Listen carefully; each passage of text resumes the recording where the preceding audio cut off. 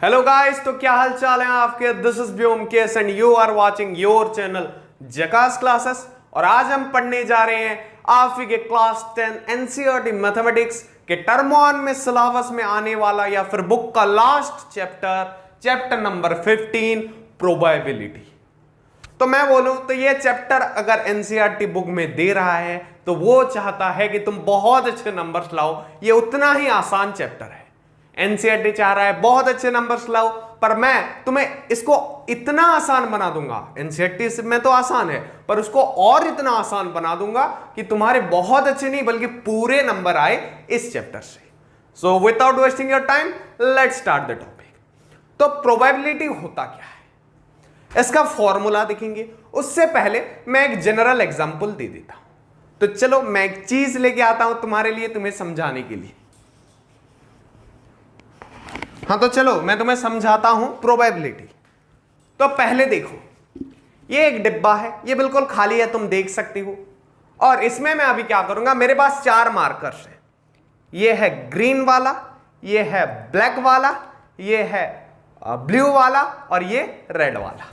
तो चारों मार्कर को चलो मैं ऐसे डिब्बे में डाल देता हूं और इसको ऐसे ऐसे ऐसे करके हिला देता हूं। तो ये अभी यूनिफॉर्मली डिस्ट्रीब्यूट हो गया, मैं डब्बे की ओर देख भी नहीं रहा हूं। अभी मुझे क्या करना है कि आंख बंद करके इसमें से एक मार्कर उठाना है। ऐसे आंख बंद किया, कोई भी एक जेन्युइन एक मार्कर उठाया। कौन सा निकला? ग्रीन वाला निकला। मैं जानबूझ के तो नहीं उठाया, मैंने यूनिफॉर्मली उठाया। सर आपने पता लगा लिया होगा टच के माध्यम से, तो मैं बता देता हूं ये सारे एक ही ब्रांड के एक ही मॉडल के मार्कर हैं। सबका साइज बिल्कुल सेम है, बस कलर से तुम पहचान सकते हो। ऐसा और एक बार करते हैं, चलो कौन सा आएगा देखते हैं। ऐसे हिला दिया, फिर एक निकाला, अभी ब्लैक वाला आ गया। वैसे तुम्हें भी प्रोबेबिलिटी में ऐसा सवाल आएगा। क्या पूछेगा कि हमने एक बैग के अंदर या फिर एक डिब्बे के अंदर मान लो 4 एक ही तरीके की पर अलग अलग कलर की, एक रेड था, एक ग्रीन था, एक ब्लू था और एक रेड, ब्लू, ग्रीन और ब्लैक, 4 मार्कर थे। उसमें से अगर हम जेन्युइनली कोई भी यूनिफॉर्मली रैंडमली, ये टर्म यूज हो सकता है। इसका मतलब क्या है, मतलब हमें कुछ किसी को भी प्रायोरिटी नहीं देना है, हम जनरली जो भी हाथ में आए वो उठाएंगे, जैसे लॉटरी खींचते हैं वैसे, समझ गए। तो कोई भी एक मार्कर अगर उठाएंगे तो वो वहां बोलेगा कि ब्लैक मार्कर ही निकले उसमें, उसकी प्रोबेबिलिटी क्या है, या फिर ग्रीन मार्कर ही निकले उसकी प्रोबेबिलिटी क्या है। तो मैं अभी तुम्हें बताने जा रहा हूं प्रोबेबिलिटी क्या है। फॉर्मूला से पहले जनरल बता देता हूं, जनरल टर्म जो यूज होगा। तो देखो, डिब्बे में हमने, चलो डिब्बा लिखते हैं, अंग्रेजी में डिब्बा मैं लिख सकता था पॉट, या फिर मैंने डिब्बा ही लिखा। तो डिब्बे में क्या था, 4 मार्कर थे। एक मार्कर 1M लिखता हूं, कैसा था, रेड, और एक मार्कर कैसा था, ब्लैक, और एक ग्रीन, और लास्ट में क्या था, ब्लू, और एक मार्कर फिर ब्लू था। तो इसमें से अगर हम यूनिफॉर्मली आंख बंद करके कोई उठा रहे, तो सबसे पहले बताओ कि अगर मैं वहां पे हाथ लगाऊं या फिर हाथ घुसेड़ूं, तो क्या मैं कभी केला उठाऊंगा डिब्बे के अंदर से? सर क्या अनाप शनाप बक रहे हो, आपने 4 मार्कर डाला था, उससे पहले डब्बा खाली था, केला कहां से आया? बिल्कुल। तो क्या डब्बा से केला निकल सकता है? नहीं निकल सकता। तो अगर मुझे बोला जाए कि केला निकलने का प्रोबेबिलिटी क्या है, तो डिब्बे में तो मार्कर थे, केला निकलने का चांस ही नहीं उठता, केला निकल ही नहीं सकता। और जादू वादू मुझे आता नहीं तो मैं कर भी नहीं सकता। तो केला निकलने का प्रोबेबिलिटी जो P है वो क्या होगा, 0। समझ गए? अगर हमें बोले कि वो चाहे कोई भी मार्कर हो पर मार्कर निकलने का प्रोबेबिलिटी क्या है, तो हमें क्या पता है कि डिब्बे के अंदर 4 अलग अलग कलर के मार्कर जरूर हैं, पर चारों मार्कर ही है। तो मार्कर निकलने का प्रोबेबिलिटी क्या है, मार्कर ही निकलेगा। उसमें से जो भी उठाओ वो मार्कर ही होगा, क्योंकि उसके अंदर हमने बस मार्कर ही डाला है। तो मार्कर का प्रोबेबिलिटी हो गया 1। पर हमें अगर बोलता है, क्या बोल के, कि उसमें से लाल वाला मार्कर निकले, रेड वाला मार्कर निकले, उसका प्रोबेबिलिटी क्या है, तो तब तुम्हें क्या करना है कि ऐसे इक्वल्स टू लिखना और बीच में एक फ्रैक्शन के बीच जो देते हैं ना वो पहले डाल देना। उसके बाद तुम गिनना कि उसमें से कितने नंबर के आउटकम्स निकल सकते थे, मतलब कितने चीजें निकल सकती थी। तो हमें पता है 4 चीजें निकल सकती थी, एक रेड वाला मार्कर, एक ब्लैक वाला मार्कर, एक ग्रीन वाला मार्कर, चौथा ब्लू वाला मार्कर। कुल मिला के 4 में से कोई एक चीज ही निकलता। कितनों में से? 4 में से। तो नीचे लिख देना 4। पर हमें क्या बोला है? रेड वाला मार्कर। तो इन चारों में से रेड वाला मार्कर कितना था, कितना ठो था, या फिर कितने पीस थे? हमें साफ साफ दिख रहा है एक ही पीस था। तो रेड मार्कर निकलने का प्रोबेबिलिटी क्या हो जाएगा? 1 डिवाइडेड बाय 4, या फिर बोल सकते हो 1/4। वैसे ही मान लो एक कॉइन मैं लेके आता हूं और तुम्हें समझाता हूं। उससे पहले इसको थोड़ा नोट करो। मैं कॉइन लेके, इसको रहने दो नहीं तो। हाँ, तो देखो मैं एक कॉइन लेके आ गया अभी फिलहाल। तो ये कॉइन में कितने टाइप, एक छापा होता है, दूसरा कांटा। अंग्रेजी में बोला जाए तो इसको बोलते हैं हेड्स और इसको बोलते हैं टेल। तो क्रिकेट मैच से पहले टॉस किया जाता है, तुमको तो पता ही होगा, नहीं पता तो मैं बता देता हूं।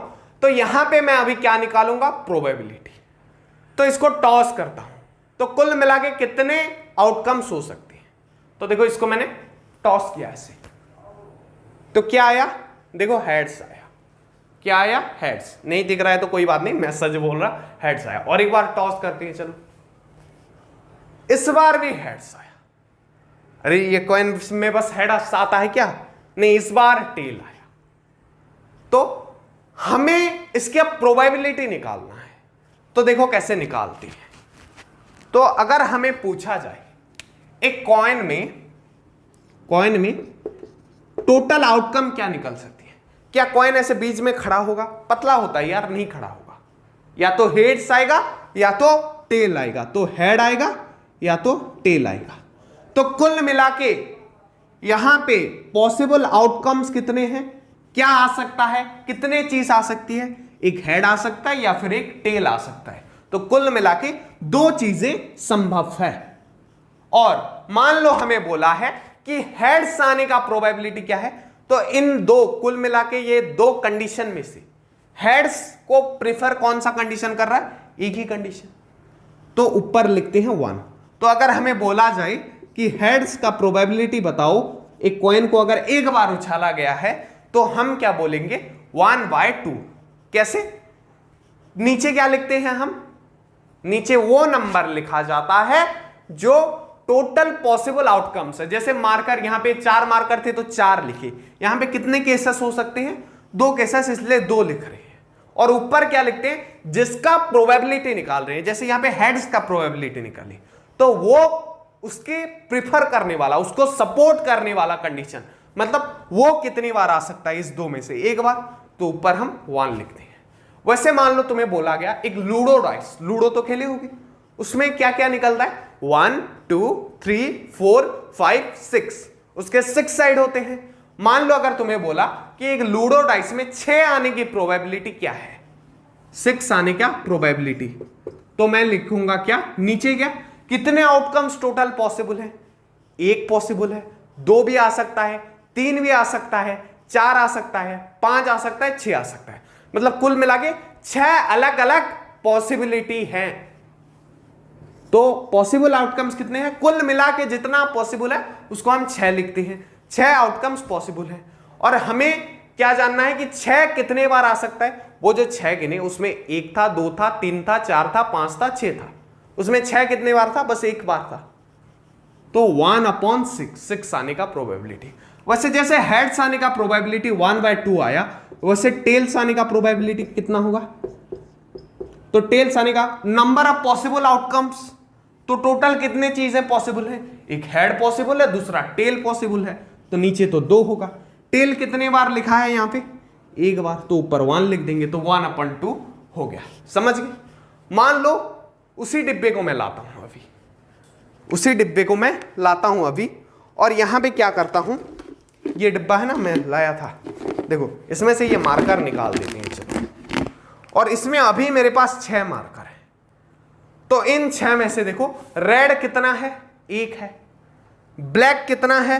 2 ठो मेरे पास ब्लैक मार्कर है, 2 ठो ब्लैक मार्कर है, एक रेड मार्कर है, 2 ब्लू मार्कर है, 1 ग्रीन मार्कर है। अभी इस बार इसके अंदर कितने मार्कर डालने जा रहे हैं हम? 6 मार्कर। तो चलो यहां पे लिख देते हैं डाटा। उसमें कितना है? रेड 1 है, ब्लैक 2 है, ग्रीन भी 1 है, पर ब्लू 2 है। तो कुल मिला के कितने हैं? 6। तो अभी अगर मुझे पूछा जाए कि ये जो डब्बा है इसको हिला दो और अगर ब्लाइंडली कोई मार्कर आप खींच रहे हो तो वो रेड आने का प्रोबेबिलिटी क्या है बोलने पर क्या लिखेंगे? रेड का प्रोबेबिलिटी, रेड का प्रोबेबिलिटी इक्वल्स टू टोटल कितने चीजें पॉसिबल हो सकती हैं? एक बार रेड आ सकता है, 2 ब्लैक है, मतलब इसमें से टोटल कितने मार्कर हैं ये तुम्हें लिखना है नीचे। मैंने बोला ना उस बार 4 लिख रहे थे, इस बार 2 1 3 4 5 6 मार्कर हैं, तो नीचे क्या लिखेंगे? 6। उनमें से रेड कितना ठो है? बस 1 ठो है, तो रेड का प्रोबेबिलिटी क्या होगा? 1/6 होगा।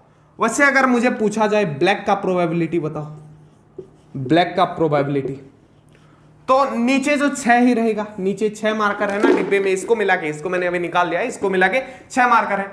उसमें से ब्लैक आने के प्रोबेबिलिटी कैसे निकाले? उन 6 मार्कर में से कितने मार्कर ब्लैक हैं? 2।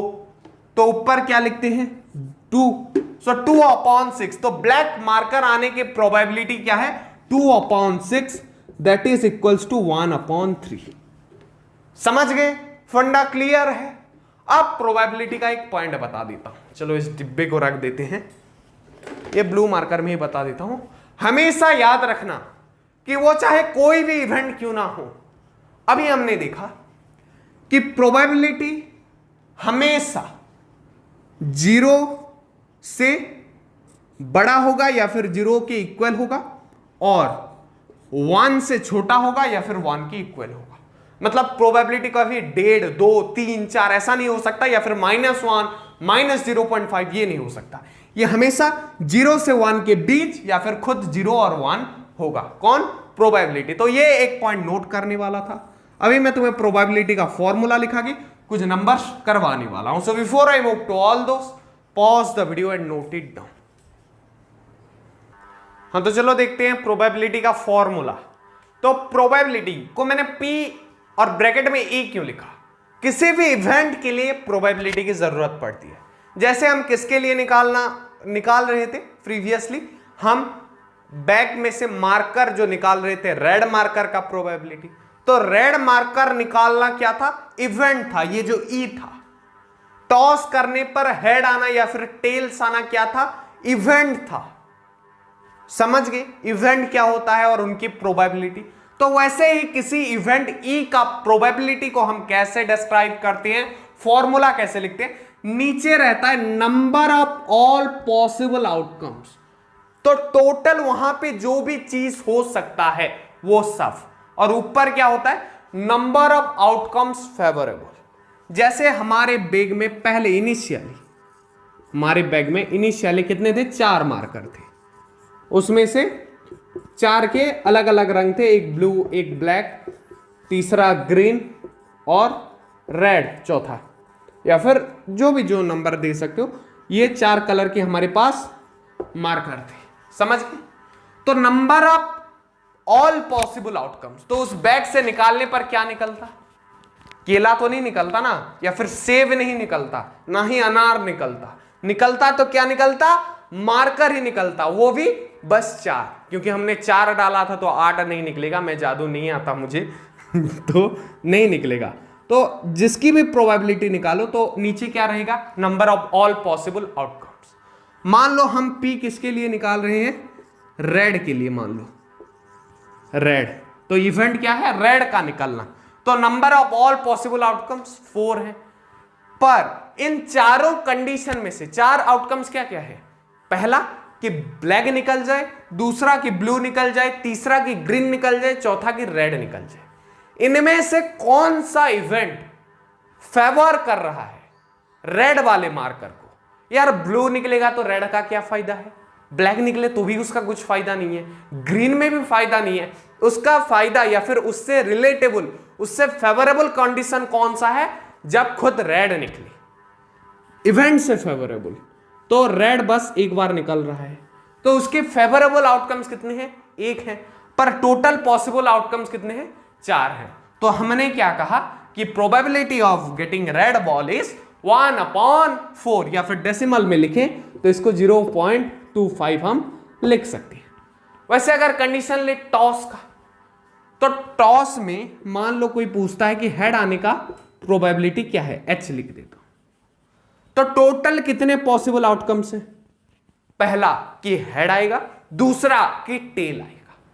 तो कितने पॉसिबल आउटकम्स हैं? हेड आएगा या फिर टेल आएगा, अलग कुछ नहीं आएगा।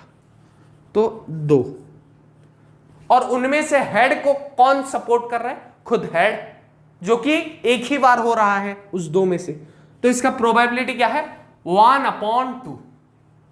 अब कैसे केस में प्रोबेबिलिटी 1 निकलता है, फ्रैक्शन में नहीं निकलता है, मैं बता देता हूं।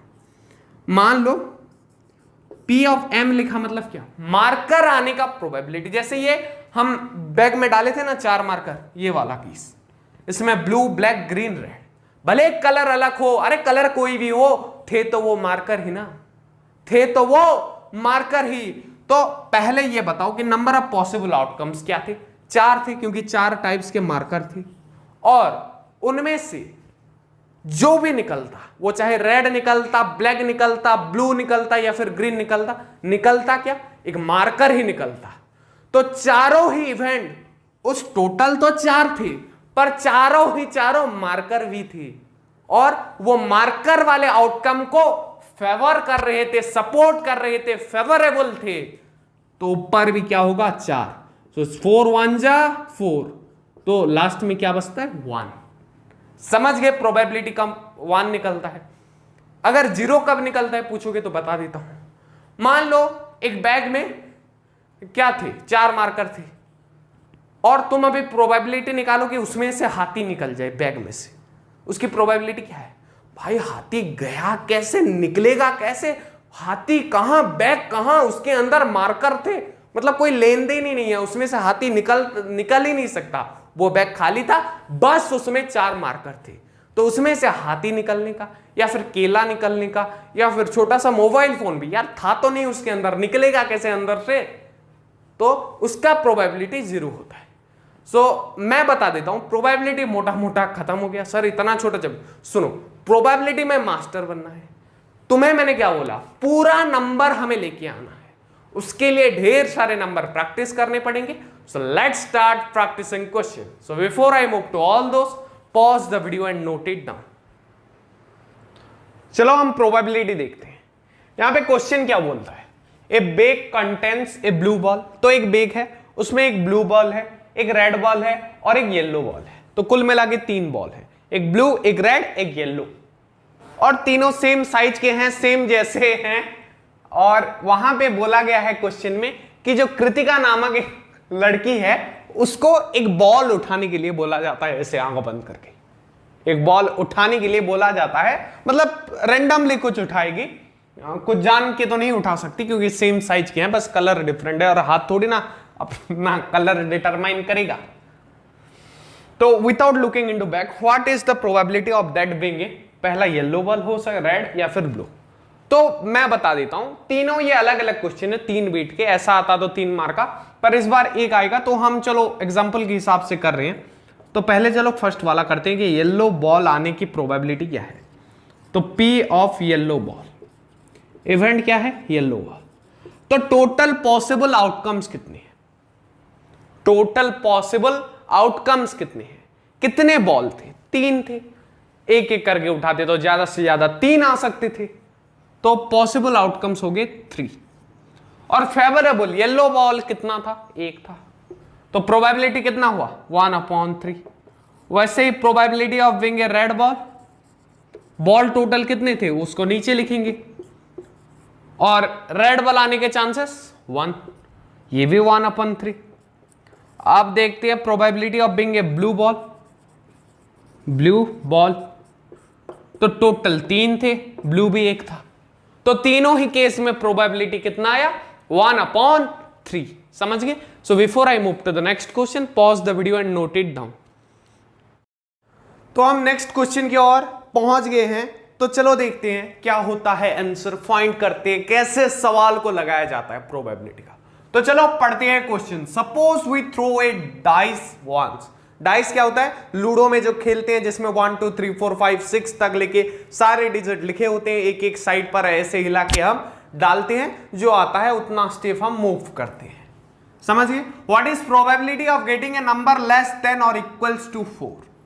तो यहां पे हमें क्या पूछा है? प्रोबेबिलिटी किसका? एक ऐसे नंबर का जो 4 से छोटा हो या फिर 4 के बराबर हो। तो पहले देखते हैं कि अगर हम एक डाइस थ्रो कर रहे हैं तो उसमें पॉसिबल कितने हैं? Possible outcomes. तो तुम्हें पता है डाइस में कितना तक लिखा हुआ होता है? 1 से लेके 6 तक। तो उसमें 1 भी आ सकता है, 2 भी आ सकता है, 3 भी आ सकता है, 4 भी आ सकता है, 5 भी आ सकता है, 6 भी आ सकता है। अगर कुल मिला के बोलूं तो number of possible outcomes will be will be 6। सही है? 6 आंकड़े, ये 1 2 3 आ सकता है, 1 आ सकता है, 2 आ सकता है, 3 आ सकता है, 4 आ सकता है, 5 आ सकता है, 6 आ सकता है, अगर ये डाइस को एक ही बार हम थ्रो कर रहे हैं। अब चलो देखते हैं कि फेवरेबल आउटकम्स कितने हैं। तो फेवरेबल आउटकम्स कौन होता है? जिसकी प्रोबेबिलिटी पूछी जाती है उससे लेन देन रखने वाला। तो इन 6 में से फेवरेबल कौन है? 4 से बराबरी करने वाला, मतलब 4 खुद या फिर उससे छोटे वाले आउटकम्स कौन कौन है? तो मैं बोलूं तो एक तो 4 है, उससे छोटा 3 2 1। तो यहां पे अगर मैं बोलूं नंबर ऑफ फेवरेबल आउटकम्स तो वो हो जाएगा 4। समझ गए? फेवरेबल क्या है? मतलब डाइस में टोटल 6 ही साइड्स होते हैं, 6 आंकड़े, मतलब 6 अलग अलग आंकड़े लिखे हुए होते हैं, जो साइड आया उसी को हम आउटकम बोलते हैं उसका। तो कितने पॉसिबल आउटकम बन सकते थे? तो 6 अलग अलग प्रकार के आउटकम्स बन सकते थे। और फेवरेबल कितने थे? बस 4। और प्रोबेबिलिटी क्या बोलता है? प्रोबेबिलिटी ऑफ इवेंट कि फेवरेबल आउटकम्स अपॉन, जो कि 4/6, number of favourable outcomes upon total number of possible outcomes, ये होता है प्रोबेबिलिटी का फॉर्मूला। तो अभी मैं अगर करूं तो 2 2 जा 4, 2 3 जा 6, तो इसको काटने के बाद 2/3 आ जाएगा, जो कि इसका आंसर होगा। यही प्रोबेबिलिटी है 4 या फिर 4 से नीचे वाले नंबर आने का, अगर हम एक डाइस को एक बार रोल कर रहे हैं या फिर थ्रो कर रहे हैं। समझ गए? So before I move to the next question, मैंने बोला ना इतने सवाल, सारे तरह के सवाल करा दूंगा कि प्रोबेबिलिटी में तुम्हारा एक नंबर भी ना कटना चाहिए, क्योंकि इसमें कटेगा तो और कहां नंबर लाएंगे। इससे ये हलवा क्वेश्चन सब आएगा प्रोबेबिलिटी से। तुम्हें क्या लगता है डिफिकल्ट लेवल जाएगा? नहीं जाएगा। ये कोई डिफिकल्ट चैप्टर है ही नहीं। इससे मतलब हद आसान क्वेश्चन कहीं से नहीं बन सकता एंटायर 10th क्लास मैथमेटिक्स में, मैं ये बोल सकता हूं। और यहां से पढ़ो, पूरे नंबर्स लाओ। So before I move to the next question, pause the video and note it down. जैसे प्रोबेबिलिटी जानने के लिए तुम्हें कॉइन के बारे में जानना पड़ा, हेड्स टेल के बारे में जानना पड़ा, लूडो डाइस के 6 डिजिट जानने पड़े, अब बारी है कार्ड्स को जानने की। तो मैं बता देता हूं, आज मैं कार्ड्स को बहुत अच्छे से तुम्हें डिटेल में एक्सप्लेन करने वाला हूं। तो कुल मिला के 52 कार्ड्स होते हैं। कितने होते हैं? 52 कार्ड्स। इनको 4 हिस्सों में मोटा मोटा बांट दिया गया है और एक एक हिस्से में 13 कार्ड आते हैं। वो 4 हिस्से क्या हैं? एक है डायमंड, दूसरा हार्ट, तीसरा स्पेड, चौथा क्लब, जो कि यहां पे भी लिखा हुआ है। ये है डायमंड, ये हार्ट है, ये स्पेड है और ये क्लब है। समझिए कौन कैसा दिखता है? लोगो तुम्हें दिख रहा होगा। चलो मैं कैमरा चेक कर देता हूं कि तुम्हें दिख रहा है कि नहीं दिख रहा है। अरे बिल्कुल दिख रहा है। थोड़ा डायमंड और हार्ट अगर नहीं दिख रहा है तो मैं कैमरे को पास लेके थोड़ा दूर फिर लाता हूं। देखो अब दिख गया। टोटल देख लो कार्ड को। समझ गए? देख लिए। हाँ, अब चलो मजा दिलाता हूं तुम्हें। किसका? प्रोबेबिलिटी का।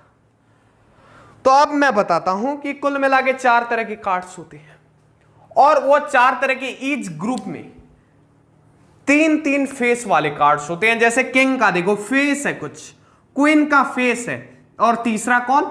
जैक है। पर सर ये फेस कार्ड है, राजा रानी के ऊपर भी कोई एक बैठ रहा है। बिल्कुल, ये जो बैठ रहा है इसका नाम है इक्का, या फिर अंग्रेजी में इसको एस बोलते हैं। तो ये एस क्या है? एस सबसे ऊपर होता है, सुपेरियर कार्ड होता है जब पत्ता खेलते हैं लोग, इसलिए मैंने ऊपर रख दिया है। अब देखो, सुपेरियर सारे होते हैं पर एस थोड़ा ज्यादा सुपेरियर होता है। तो ये ए जिसमें लिखा हो उसको एस बोलते हैं। किंग वाले फोटो, राजा वाले फोटो को किंग बोलते हैं, रानी वाले फोटो को क्वीन बोलते हैं, और इसको गुलाम बोलते हैं, जिसको मैंने लिखा है जैक। समझ गए? इसको जैक भी बोलते हैं। ईच में 13-13 कार्ड होते हैं। सर 4-4 तो सबके आपने छाप रखे हैं, बाकी के 9 कहां गए? बाकी के 9 कहां गए? तो मैं बता देता हूं, बाकी के 9 और कुछ नहीं बल्कि ऐसे डिजिट कार्ड होते हैं, और उसमें 1 नहीं होता, 2 से शुरुआत होती है। 2, 3, 4, 5, 6, 7, 8, 9, 10। समझ गए? तो 10 तक है, फिर भी 2 से शुरुआत है बोल के 9 डिजिट कार्ड्स हैं ईच स्लॉट में। ऐसे नहीं कि टोटल कुल मिला के, मतलब डायमंड के भी डिजिट कार्ड 9 है, हार्ट में भी 9 है, स्पेड्स में भी 9 है, और क्लब में भी 9 है। मतलब कुल मिला के चारों में अगर बोलो तो 9 × 4 36 डिजिट कार्ड, 36 डिजिट कार्ड है। और एक बात बता देता हूं, हर एक स्लॉट में, हर एक जो ये है क्या, डायमंड, हार्ट, स्पेड्स, क्लब, हर एक में, ईच में 4 ऑनर कार्ड होते हैं। ऑनर क्या? Honourable chief guest, honourable principal, मतलब थोड़ा सुपेरियर, थोड़े बड़े इज्जत वाले लोग जो होते हैं उनको ऑनर कार्ड, मतलब उसमें कौन कौन आएंगे? Ace, king, queen, jack. तो ऑनर कार्ड जितने थे मैंने छाप दिए हैं बोर्ड पे, जो तुम नोट कर सकते हो। एस, किंग, क्वीन, जैक, ये सब क्या है? ऑनर कार्ड है इन ईच। तो ईच स्लॉट में कितने ऑनर कार्ड होते हैं? 4 होते हैं। कुल मिला के कितने होते हैं? 12 होते हैं। और ईच स्लॉट में फेस कार्ड कितने होते हैं? भले ही ऑनर कार्ड में एस आता हो, पर एस में किसी का फेस नहीं दिया है, बस एक सिंबल और ए लिखा हुआ है। वैसे डिजिट कार्ड में भी 1 या 2 और वो सिंबल रहेगा। मैं तुम्हें दिखा देता हूं एक डिजिट कार्ड का स्लॉट। चलो डायमंड का उठा लाया मैं, तो देखो ये देखो 10, 9, 8, 7, 6, ये सारे हैं डिजिट कार्ड, ऐसे दिखते हैं। सारे के अलग अलग लोगो, बस चेंज हो जाएगा। समझ गए? तो चलो देखो, तो फेस कार्ड कितने हैं? बस ये 3 टाइप के कार्ड्स में, किंग में, क्वीन में और जैक, गुलाम में, राजा, रानी और गुलाम में बस फेस होते हैं, इसलिए उनको फेस कार्ड कहा जाता है। तो कुल मिला के कितने फेस कार्ड हैं? कितने हैं? 3 × 4 12 है पर। और ये ऑनर कार्ड कितने हैं? 4 × 4 16 है। मैं 12 बोला था बाय मिस्टेक, 16 है। समझ गए? और फेस कार्ड कितने हैं? 12 है। 3 × 4, ईच में 3 है, 4 स्लॉट है, तो 4 में 3 × 4 12 फेस कार्ड है। समझ गए? ऑनर कार्ड किसको कहते हैं? एस को, किंग को, क्वीन को और जैक को। और फेस कार्ड किनको कहते हैं? किंग, क्वीन, जैक को। और डिजिट कार्ड किनको बोलते हैं? 2, 3, 4, 5, 6, 7, 8, 9, 10। और अगर तुम्हें बोले कि एक मतलब क्या कार्ड्स के टोटल बॉक्स में कितने रेड कार्ड्स होते हैं बोलने पर, देखो डायमंड और हार्ट दोनों ही रेड हैं, तो 26 रेड होंगे और 26 ब्लैक होंगे। जो स्पेड और क्लब ये ब्लैक कार्ड्स होते हैं, और ये हार्ट और डायमंड रेड कार्ड्स होते हैं। तो ऊपर से जो भी कार्ड्स के बारे में तुम्हें जानना था मैंने बता दिया है। अभी हम इससे रिलेटेड नंबर करेंगे। हाँ, इससे रिलेटेड नंबर करेंगे, इसीलिए तो ये सब बताया। So before I move to all those, pause the video and note it down. एक स्क्रीनशॉट ले जाओ यार, काम आएगा तुम्हें कार्ड्स पहचानने में। रिजोल्यूशन हाई कर दो, 180 पे स्क्रीनशॉट ले जाओ। तो चलो देखो नेक्स्ट क्वेश्चन, कार्ड के बारे में तो जान लिया, आप कार्ड से रिलेटेड सवाल करेंगे। One card is drawn from A well shuffled, मतलब अच्छे से मिक्स किया हुआ डेक, मतलब जो कार्ड का डेक होता है, ऑफ 52 कार्ड्स। कुल कितने कार्ड्स होते हैं? 52। Calculate probability that the cards will be A S.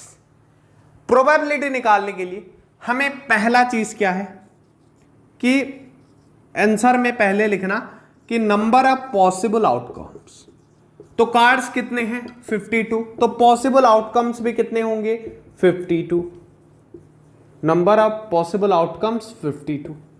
अब देखते हैं number of favourable outcomes. Number of favourable outcomes, तो फेवरेबल कितने हैं? तो एस कितने थे? हर एक टाइप के, स्पेड में एक था, डायमंड में एक था, क्लब में एक था, हार्ट में एक था। कुल मिला के अगर 52 कार्ड्स की बात करें तो 52 कार्ड्स में 4 एस थे, 4। So probability of this event of getting an S will be equals to number of favorable outcomes जो कि 4 है upon number of total number of possible outcomes, total number of possible outcomes जो कि 52 है। अब अगर मैं लूं तो ये आ जाएगा 4 1 जा 4, 4 3 जा, this will be equals to 1 upon 13। तो ये होगा प्रोबेबिलिटी एक well shuffled deck of cards में से एक कार्ड निकालने का एस होगा बोल के प्रोबेबिलिटी उसका 1 अपॉन 13 होगा।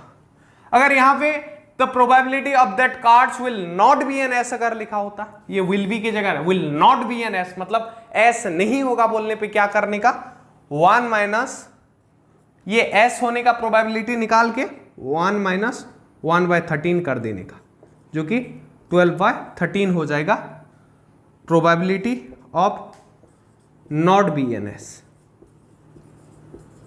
मान लो अगर एस निकलने का प्रोबेबिलिटी एक्स है तो एस ना निकलने का प्रोबेबिलिटी 1 माइनस एक्स होगा। वैसे ही जैसे मैं मार्कर का एग्जांपल ले रहा था बैग में से, अगर किसी मार्कर का निकलने का प्रोबेबिलिटी 1/4 है तो उसके ना निकलने का प्रोबेबिलिटी 1 माइनस 1/4 होगा। समझ गए? तो अगर होगा, अगर वो निकलने का प्रोबेबिलिटी पूछ रहा है किसी भी डाइस में 6 गिरने का या फिर किसी भी बैग से कोई मटेरियल आने का, उसके निकलने का प्रोबेबिलिटी जो भी होगा, मान लो x है तो उसके ना निकलने का प्रोबेबिलिटी कितना है 1 माइनस x है। समझ गए? So before I move to the next question just pause the video and note it down. चलो देखते हैं next question. 2 players Sangeeta and Reshma, तो 2 प्लेयर्स हैं, संगीता एक का नाम है दूसरे का नाम रेशमा है, टेनिस खेलते हैं, एक टेनिस मैच खेलते हैं, टेनिस पता है ना। If probability of Sangeeta winning the match, अगर संगीता का मैच जीतने का प्रोबेबिलिटी कितना है 0.62 है तो रेशमा के मैच जीतने का प्रोबेबिलिटी क्या है बोला है। तो ये थोड़ा रिलेटेबल है, अगर प्रीवियस क्वेश्चन को मुझे अच्छे से सुने थे तो कर लेगा वो बच्चा जो बहुत ध्यान देके सुन रहा था। तो सुनो, अगर संगीता मैच जीत रही है तो रेशमा मैच नहीं जीत रही है या फिर बोल सकते हो हार रही है।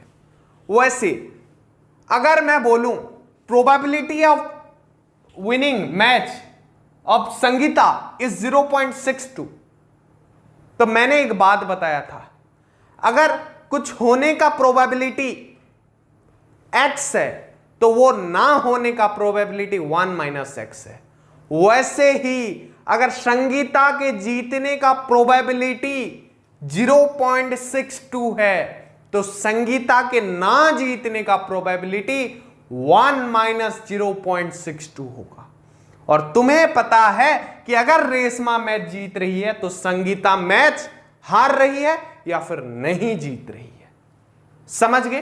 तो मैंने क्या बोला था, किसी चीज ना होने का प्रोबेबिलिटी 1 माइनस उसके होने का प्रोबेबिलिटी, तो संगीता के मैच जीतने का प्रोबेबिलिटी 0.62, सो 1 माइनस 0.62 संगीता के मैच ना जीतने का probability, that will be 0.38 and this is the probability of event Reshma winning the match, Reshma winning the match. हो गया? हलवा सवाल आता है यार, अभी थोड़ा इसका टॉप सवाल किया ऊपर, मैं मूव ऑन करता हूं। Before I move to all those, pause the video and note it down. हाँ तो देखो, सबसे पहले बता देता हूं, ये तुम्हारा होमवर्क है, एग्जाम्पल नंबर 6 और एग्जाम्पल नंबर 7। ऐसे टाइप्स के नंबर हम कर चुके हैं, इजीली हो जाएंगे। 7 वाले टाइप्स का नंबर ये है, एग्जाम्पल नंबर 8 इसको करा दे रहा हूं। बॉल वाला है, उसमें 2 था, इसमें 3 वैरायटी की चीज है, तो मैंने सोचा ये ज्यादा डिफिकल्ट होगा। वैसे देखो तो वरना तो प्रोबेबिलिटी डिफिकल्ट ही नहीं है, पर वैसे क्वेश्चन के हिसाब से देखूं तो ये थोड़ा लंबा चलेगा, तो चलो करा देता हूं। क्या लंबा चलेगा, इतना छोटे को भी मैं लंबा बोल रहा हूं, क्योंकि प्रोबेबिलिटी जो एक स्टेप में नहीं निकलता मैं उसको लंबा बोलता हूं, वरना 1 मार्क की क्वेश्चन में हो जाएगा। देखो, एक box contain 3 blue 2 white and 4 red marbles. तो मार्बल्स तो पता है ना, जो छोटे छोटे बॉल टाइप के होते हैं उनको मार्बल्स बोला जाता है। एक बॉक्स में, या फिर ये 2 तरह के मार्बल्स हो सकते हैं, वो खेलने वाला मार्बल्स भी हो सकता है और फ्लोरिंग वाला मार्बल्स भी हो सकता है। पर हमें उससे क्या मतलब, हमें ये आंकड़े से मतलब है और कलर से मतलब है। तो ब्लू कितने थे, 3, व्हाइट 2, रेड 4। तो कुल मिला के अगर मैं बोलूं तो इसमें 9 मार्बल्स थी। मार्बल्स हो गया। If A marble is drawn at random from the box, अगर एक मार्बल रैंडमली आंख बंद करके अगर किसी को उठाया जाता है, what is probability that it will be white. तो टोटल नंबर पॉसिबल प्रोबेबिलिटी क्या है, total number of possible outcomes कितना है, 9, और इसमें से व्हाइट कितने हैं, 2। तो प्रोबेबिलिटी ऑफ इवेंट व्हाइट क्या होगा, इक्वल्स टू 2/9। समझ गए। वैसे प्रोबेबिलिटी आप अगर ब्लू बॉल मांगता हमें, तो ब्लू बॉल कितने हैं, 3 है। टोटल प्रोबेबिलिटी, टोटल आउटकम्स कितने हैं, 9। तो 3/9 इक्वल्स टू 1/3, क्योंकि 3 3 9 चला जाएगा। समझ गए। वैसे चलो रेड का निकाल देता हूं, प्रोबेबिलिटी ऑफ रेड।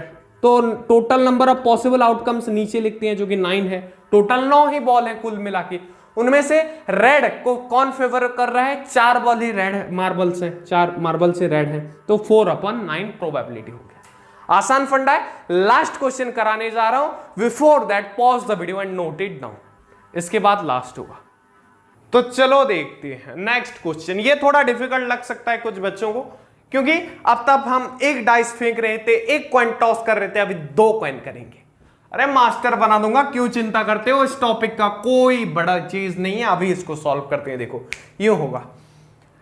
पहला चीज, हरप्रीत ने टॉस किया 2 कॉइन साइमल्टेनियसली, मतलब एक साथ। What is the probability that she get at least 1 head. ये हमें पूछ रहा है कि उसकी प्रोबेबिलिटी बताओ कि उसको मिनिमम 1 हेड मिला है, मतलब एक कॉइन में मिनिमम हेड है। दोनों में हेड चलेगा, पर एक कॉइन मिनिमम हेड होना चाहिए, दोनों में टेल होगा तो नहीं चलेगा। तो पहले हम क्या देखते हैं, total number of possible outcomes. Total possible outcomes, तो वहां पे तो बस हेड और टेल्स होता था एक कॉइन में। यहां पे क्या क्या हो सकता है, 2 कॉइन है, तो देखो क्या क्या हो सकते हैं। ये थिंक करना ही थोड़ा काम है, वरना और कुछ तो काम लगता नहीं है मुझे। पहला हेड हो सकता है, दूसरा भी हेड हो सकता है। पहला हेड हो सकता है, दूसरा टेल हो सकता है। पहला टेल हो सकता है, दूसरा हेड हो सकता है, और लास्ट वाला चांस कि दोनों ही टेल हो सकते हैं। क्या इसके अलावा और कोई आउटकम बनता है? या तो दोनों हेड होंगे या तो दोनों टेल होंगे। अगर ये हेड होगा तो ये टेल होगा, या फिर ये टेल होगा तो ये हेड होगा। इनको छोड़ के क्या और कुछ पॉसिबिलिटी बनता है? नहीं बनता है। देख लो, तुम खुद चेक कर लो और कॉइन को उछालो, 1000 बार उछालो, इससे कुछ ज्यादा तुम्हें अलग नहीं मिलेगा। इन चारों में से कोई एक मिलता होगा एक टाइम्स में। यहां पे हमें क्या बोला है, फेवरेबल आउटकम्स।